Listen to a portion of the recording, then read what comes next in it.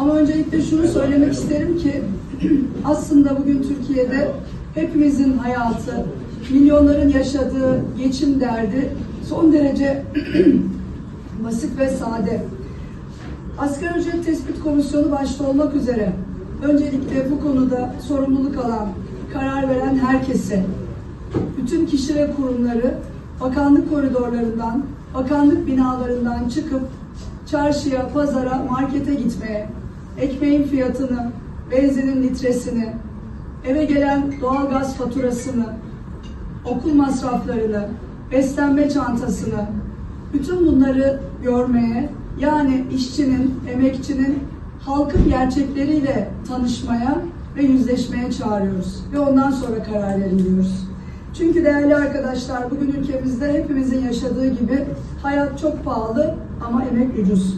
Çarşıda, pazarda, markette, evimize gelen faturalarda karşı karşıya kaldığımız gerçek, yüksek enflasyon ve hayat pahalılığı karşısında alım gücümüzün her gün daha fazla eridiğidir. Ve bu durum tümüyle ülkeyi yöneten siyasi iktidarın politikalarının ve bilinçli tercihlerinin sonucudur.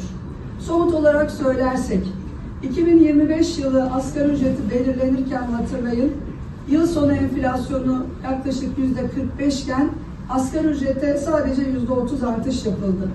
2025'e zaten 15 puan alacaklı olarak giren asgari ücret başta olmak üzere bütün ücretler yıl boyunca eridi.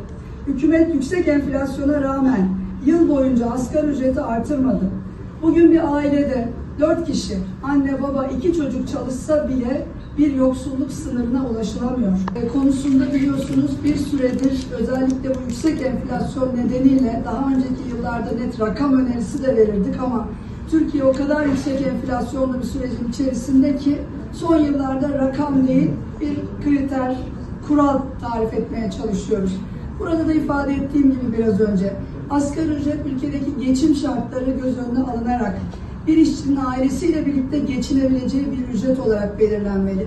Bir evde 2 kişi çalıştığı zaman o eve bir yoksulluk sınırı kadar gelir girebilmeli ve yine biraz önce söylediğimiz gibi kişi başı milli gelir hedefi açısından da değerlendirilerek onun %60'ından az olmayacak bir asgari ücret belirlenmeli. Hükümetin orta vadeli programına baktığımızda, önümüzdeki yıl için örneğin 2026 yılı için kişi başına milli gelir hedefi 75 bin lira. Yani belirlenecek asgari ücret bunun en az %60'ı olmalıdır. Belirlenecek asgari ücret bir evde 2 kişi çalıştığı zaman o eve bir yoksulluk sınırı kadar gelir girmesini sağlar.